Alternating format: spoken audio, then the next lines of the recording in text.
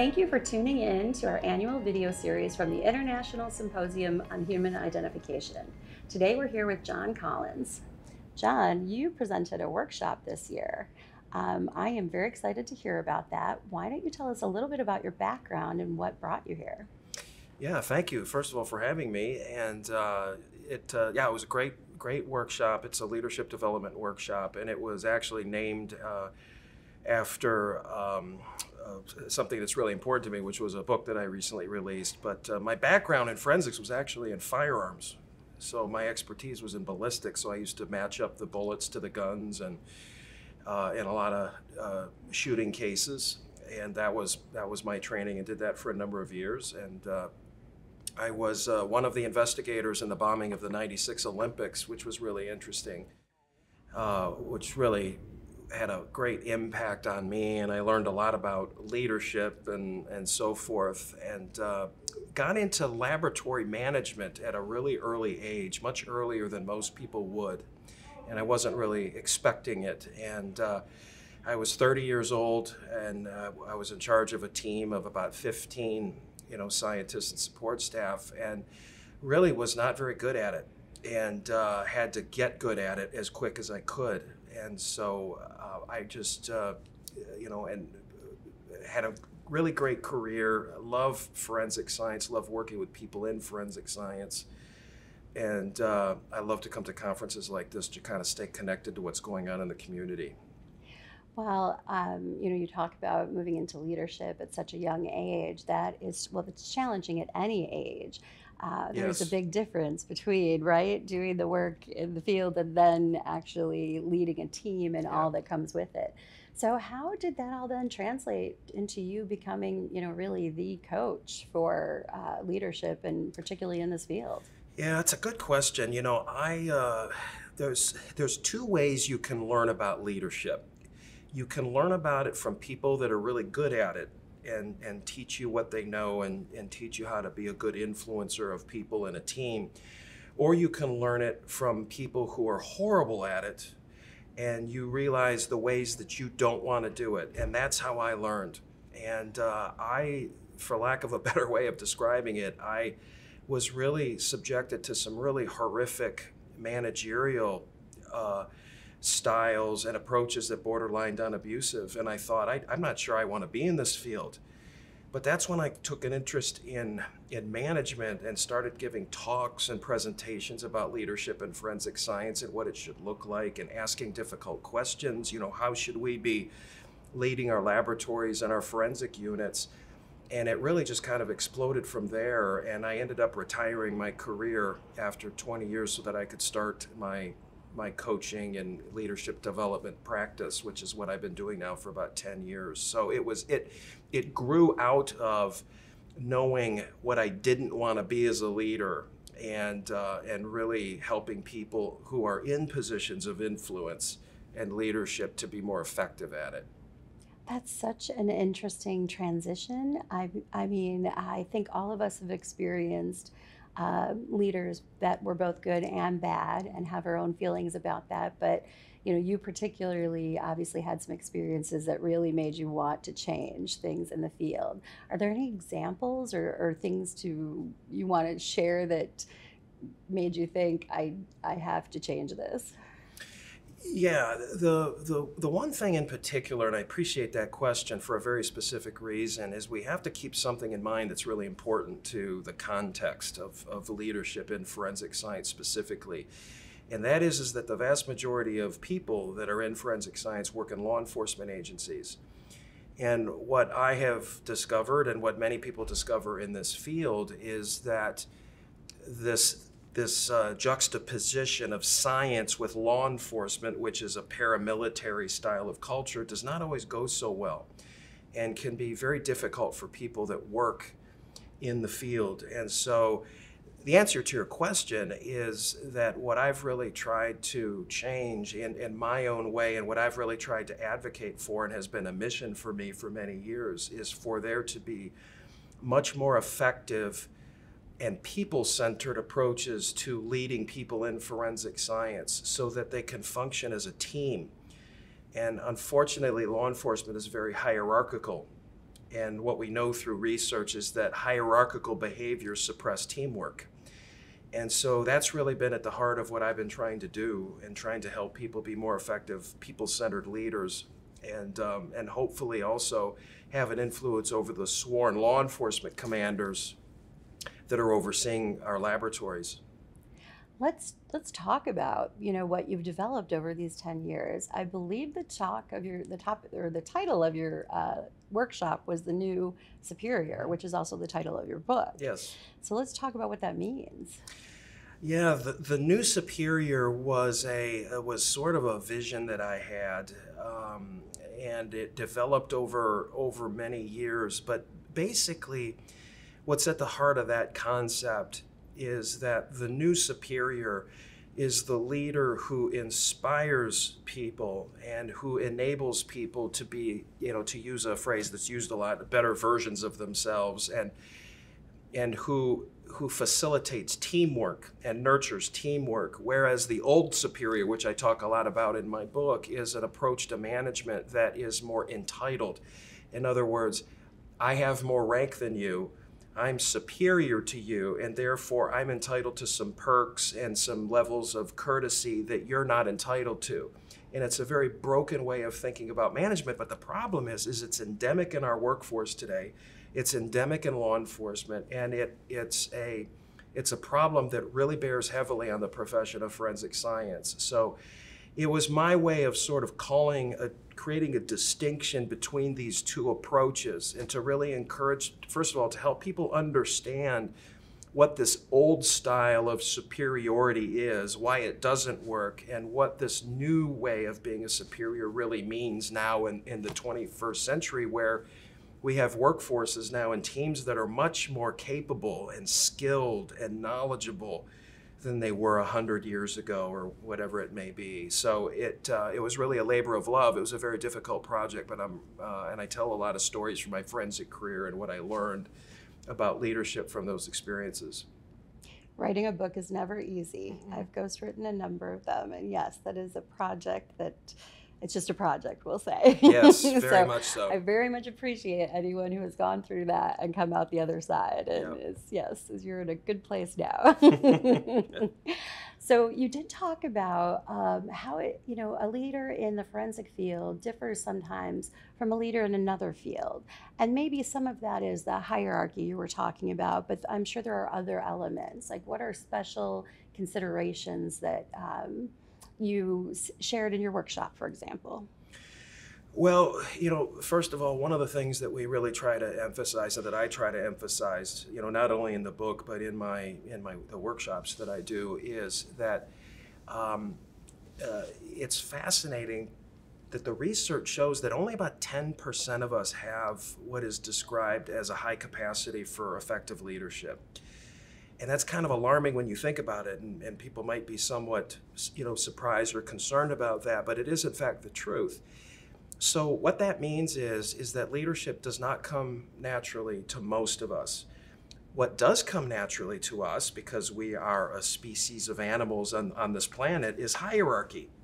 And that's what people tend to resort to when they don't really have a high level of leadership competency. And so what we try to get people to focus on is to develop processes for them so that they can systematize their approach to leadership. And don't just rely, let's not just rely on our personalities to feel our way through it. Let's have really good systems and processes that we follow to make sure that we're hitting the marks that we need to hit, and that we be specific about the results that we're trying to produce. So just one example of that is I'm a big proponent of employee engagement surveys, and employees having the opportunity to rate their supervisors. I think it's absolutely critical, but it doesn't happen in a lot of organizations. It doesn't happen a lot in law enforcement, and I think it needs to happen. And if it did happen, we'd have some wide open eyes about what happens in a lot of organizations. And by the same token, we would also identify those who are very effective leaders in our field. And we could learn from what they're doing to keep their teams engaged. So process over personality is a real common theme in what I write about and what I talk about. So when you were operating the workshop, how did you approach it? How did you, one day it's a hard to put everything that you've learned into that. Hmm. What did that look like? What kind of questions did you get? You know, we so what I talked about specifically was the results of an assessment that I gave to the workshop attendees before they came. So, as a coach, I administer an assessment that is called the Clifton Strengths Assessment. And so, what that is an assessment that the attendees take, and that I give to a lot of my coaching clients, all of my coaching clients, that measures their top talent themes, as they're called, that research has shown is common to life success and career success.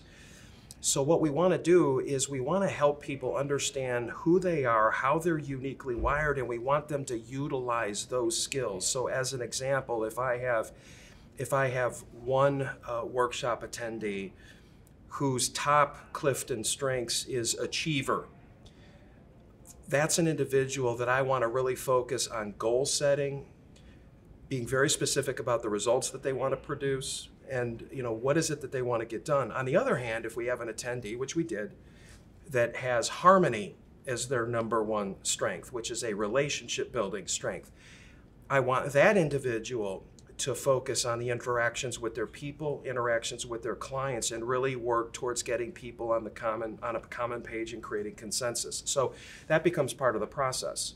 And we want people to be aware of what their strengths are, what their natural abilities are, and then leverage those. And don't try to be someone you're not. We want you to be best at what you're good at, and then cultivate the contributions of your team to help where you may have some gaps in those talents. I love that you do an assessment first, an assessment that really goes into more depth. I mean, certainly there are a million out there, DISC. I mean, we could name, probably 10 of them off the top of our head. But Yeah. I love that you do something that really digs deeper and helps you understand the attendee and what they need.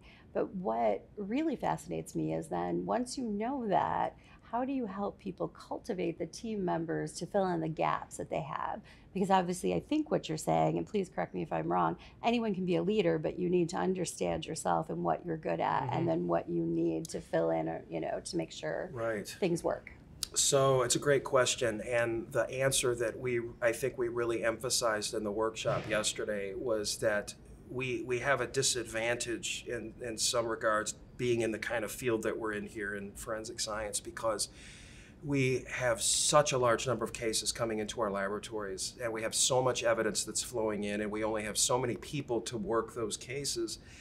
What happens is people get into what's called an executing mode, where they're focused on the tasks at hand, getting the work done, and so forth. And what happens is it tends to draw from the reserves of time and energy that we might otherwise put towards our relationships in the workplace.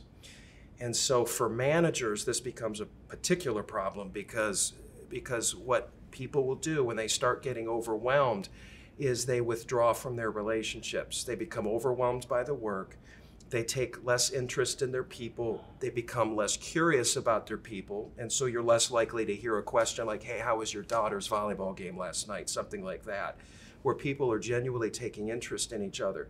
But you need that mutual interest in order to function as a team. So that's one of the themes that we really emphasized, was that, look, nothing's going to change here anytime soon in forensic science with people being busy and having a lot of work to do. So you've got to make it a part of your process and your approach to being a professional and your approach to being a leader, to take an interest in your team members, and as a leader, take an interest in your people, like a genuine interest. Because what you're doing is you're communicating to people that they matter. And when people feel like they matter and they feel like they're important, it's amazing the level of commitment you'll get out of them, and you'll have a much better team. I think it's a fantastic piece of advice. Now, what would you say to somebody who is on a leadership path or would like to be on a leadership path but isn't there yet? What kinds of things should they start doing ahead of time to prepare? I'll tell you, the answer to that question for me is really, really clear. It is build your self-awareness. The first thing that which is really one of the reasons I wrote The New Superior, is that what people who are contemplating leadership absolutely need to do is they need to take stock or take inventory of some of their existing notions about what leadership is and about their own personality style. And when they become a leader, what is most likely going to be some of their blind spots and some of the temptations that they'll be vulnerable to and the sticking points that might get them stuck in certain habitual ways of thinking. And so we want to confront those notions about leadership that can come from our parents, our teachers when we're children, other adults in our life, because you've got to work through those so that you understand yourself and have a level of self-awareness so that you can regulate yourself once you get into that leadership position. Because if you don't have that ability to self-regulate, because you don't have the level of self-awareness that you need, what's going to happen is you're going to cause damage to your relationships with your people, and then those people won't be able to perform the way that you want them to as their leader and the way that they want to as professionals. You always hear people leave leaders, not, jobs. It's their leadership that often pushes them out. Oh yeah, they quit their bosses. Absolutely, absolutely. What about people who are already leaders and, maybe it's easy to get stuck in your ways, or, the blind spots are what you talked about. What advice would you give them? Or is it difficult because maybe they don't see it and so they don't know they need that kind of assistance? How do you reach somebody like that? Yes, it's interesting. Some people, I choose to be an optimist on this point that you can reach everybody on some level. Now, the degree of transformation you're going to be able to make is another story, right? You don't necessarily know that. But people that are in leadership positions now, I would encourage them to start very basic, and that is to do some kind of employee engagement survey or some type of survey where employees get to evaluate their supervisors. It's very, very important. And if a supervisor is uncomfortable with that, that's your first sign that there's a problem. Because somebody that's very secure in their management style and has the right attitudes about their leadership and their responsibilities to their team, they're going to invite or welcome the opportunity to gather that information. Now, it needs to be done in such a way that the employees know that there's some anonymity and that there's an integrity to the process. But managers need to know how their people feel about them, and that has to matter to those managers. So the first step is to have let's say an annual system of gauging the commitment of your employees and letting them comment so that you can learn from them, because nobody knows your management style better than your people do. And so you want to extract that information. The second point, really quick, is that even if you do such a survey, but if you choose not to, have the kind of relationship with your people where you can talk with them and say, hey, look, is there anything that I could be doing better to help you in your job? Just be real with them and be present with them. And stop thinking, if this is applicable, stop thinking of yourself as a superior. That's not what leadership is about. Leadership, what I submit, is about being an equal in the moment, as I call it in the book. And that is that, look, you have rank, you have a certain amount of authority, that's important, but be present with your people and work side by side with them, because that's how you're going to develop their loyalty and their commitment and build their enthusiasm. And ultimately, I would assume that makes their job easier as well. It does. It does. So now, how do you deal with a company culture where perhaps somebody wants to do an engagement survey, but they're a little afraid of what they will get back, and there might be some pushback from their leadership? Like, I assume you have to actually look at the whole culture in some cases. You do, and that becomes a different kind of a problem, right? Because we have the classic problem of, in forensic science, what we call the parent organization, is that you can only your leadership can only, it has limits to the amount of influence you can have because of what's going on above your head in the chain of command. And so you're limited in terms of the influence you can have with the people that are above you in the chain of command. and we have to just recognize that that's the case.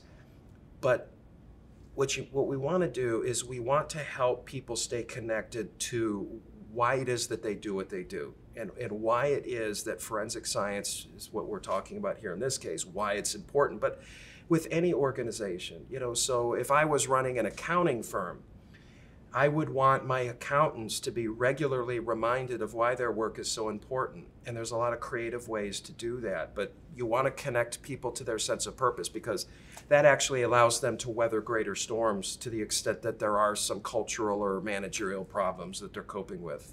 That is great advice. The mission or the why. Without that, how do you motivate anybody? Right. That's Right. an excellent point.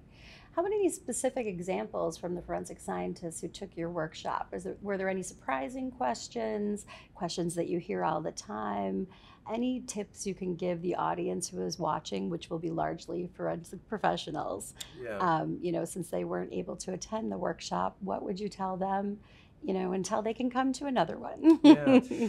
Well, first and foremost, one of the things that we talked about in our workshop and that I would tell anybody is make sure you remind yourself regularly of how many people wish they were in this field, and the good that you get to do on a regular basis, regardless of what kind of organization and culture you're in and so forth.